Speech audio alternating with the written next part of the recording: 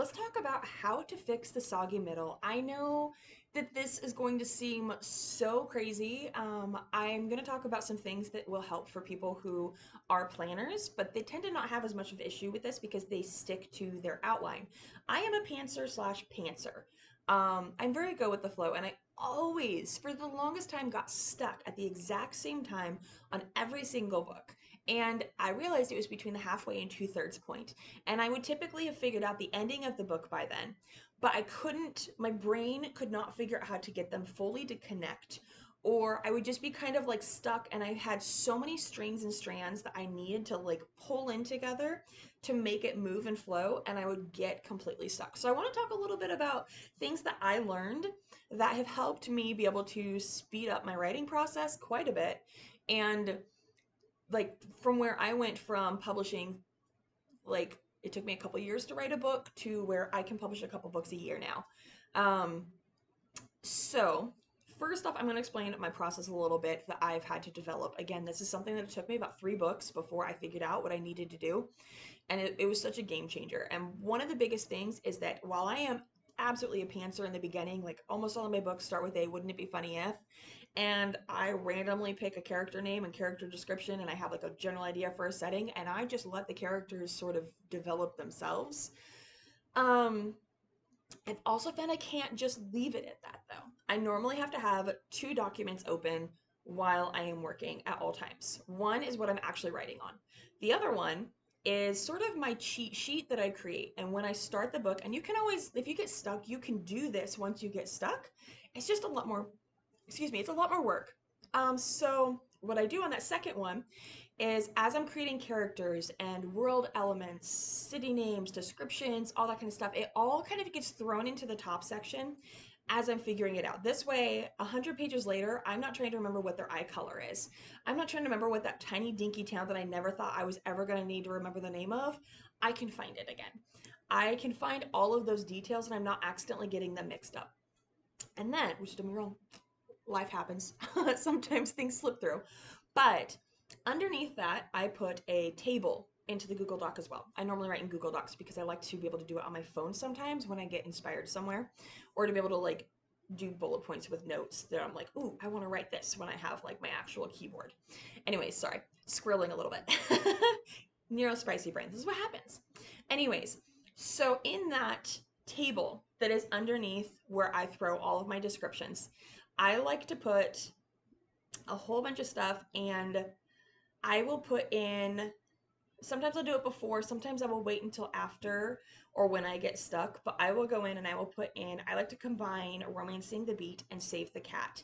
I like to combine those kinds of outlines, but I found that using those helps me with having better pacing, and it helps me figure out the pacing that I need to be able to get to the end so it feels less rushed, because that was a big problem I had as an author initially for my first good chunk of books. The ending felt rushed.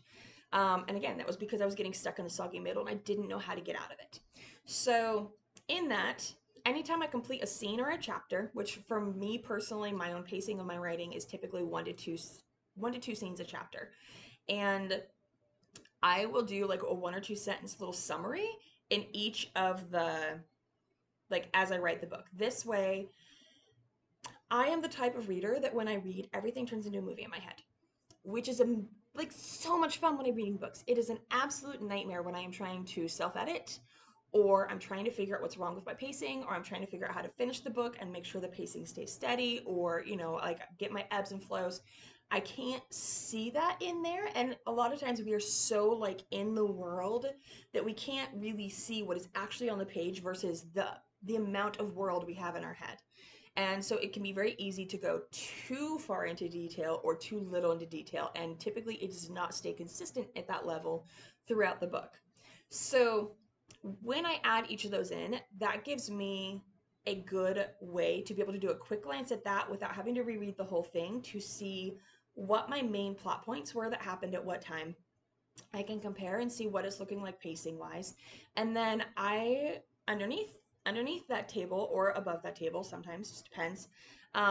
If as I'm writing, I come up with like an idea of a scene that I want to write later in that I think would be really fun, or just like things are kind of spitballing, but I don't have a way to use it yet, I will add a section and just do bullet points of lists of like, maybe try this, maybe have them do this, maybe do this. But then at the same time, going and looking through all of that, when I get stuck, it gives me the opportunity to look at all of the threads that I need to have tied up for that book. And if it's going to be a standalone book or it's the final book, it makes it so much easier for me to take a look at everything and figure out how to connect it. And a lot of times it's a good like 5 or 6 chapters. And then when I do those, again, I am the kind of author that if I have a pure, like a really good outline, my brain is like, I'm bored.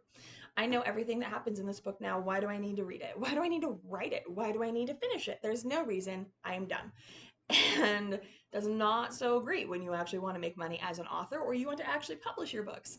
So I am able then to take all of those and take a look at what things need to have scenes or what things could be combined in scenes, and I can work on creating things that will allow the relationship stuff to all be able to be connected and get to the point I want them at the end of the book. I can look at world building things that need to be taken care of before the end of the book. I can take a look at like pacing problems, and because I have the stuff like labeled, I can just pop back into that chapter and I can adjust, or I can add a chapter, I can add scenes. I can go back and look at that kind of stuff. I also sometimes, I know some authors will leave like a little keyword that's never going to work in their world. So like if they're a fantasy author, sometimes they'll write like skyscraper and they will leave that in their document. If they get stuck, they need to go back and do something in that area. So if they need to go back into that area and do something like adding description or putting in a name or, creating something, if they are stuck and they need to keep their flow moving, then they're able to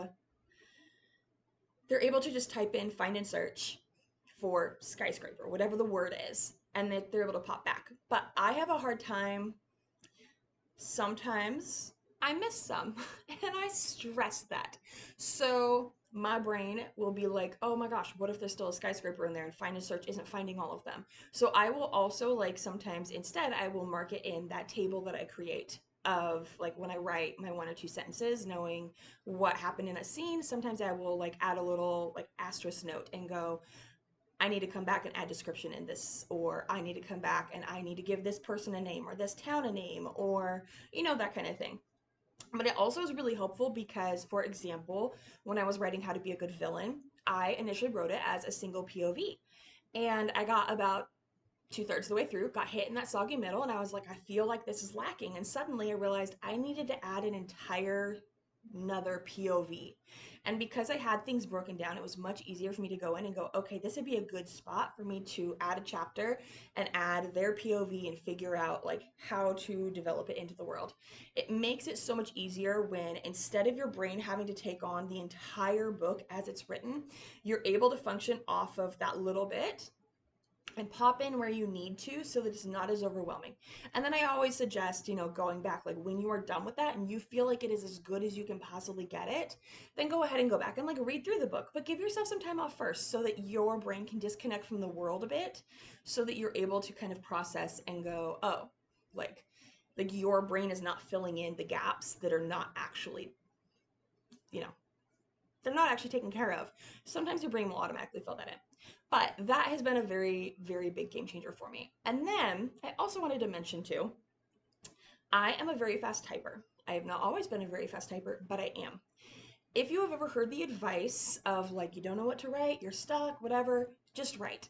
My brain immediately kicks back anytime I hear that from anybody. And I'm like, that does not work because what am I supposed to write? Like, that just adds on the pressure for me.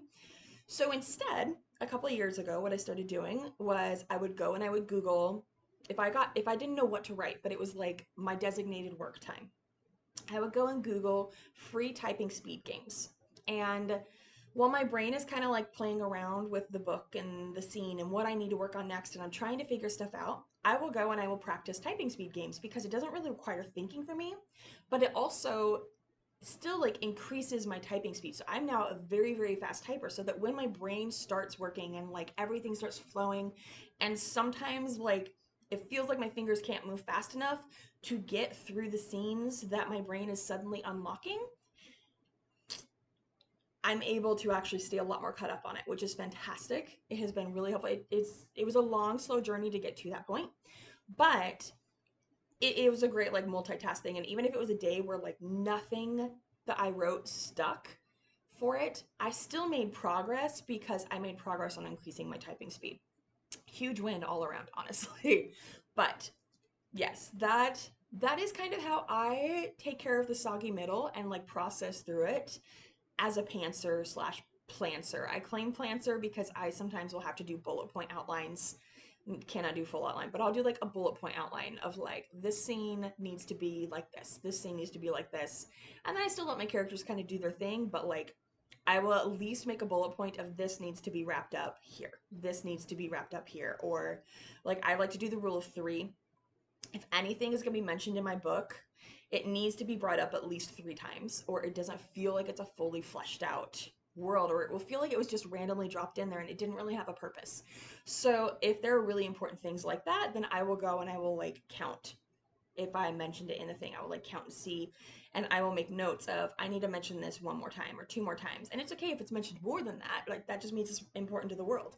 But I always try to make sure that something is mentioned at least 3 times in the book just to help that pacing. And again, you don't have to use Save the Cat or Romancing the Beat to kind of check for pacing. Look for whatever ones work for you. There's so many different types of outlining possibilities and helps and that kind of stuff that you can use for movies, for books, for like all sorts of stuff.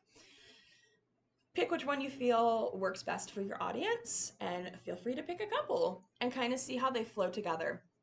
I will say though, I definitely noticed an increase in my sales when I started combining Save the Cat and Romancing the Beat.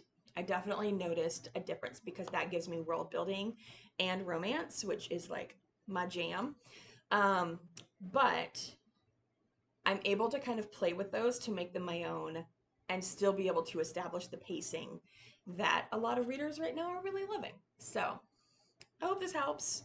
If it does, let us know. We would love to hear back from you. And honestly, if you have tips, especially for writing with a neurospicy brain or, for a pantser, because I know I struggled when I first was trying to publish my first book. I could not find any help or advice that was for people with a neurospicy brain. Everything, like, I felt like I was doing it wrong if I wasn't coming in with a really detailed outline, and I tried, and I have multiple books that will never be written because my brain noped out of it.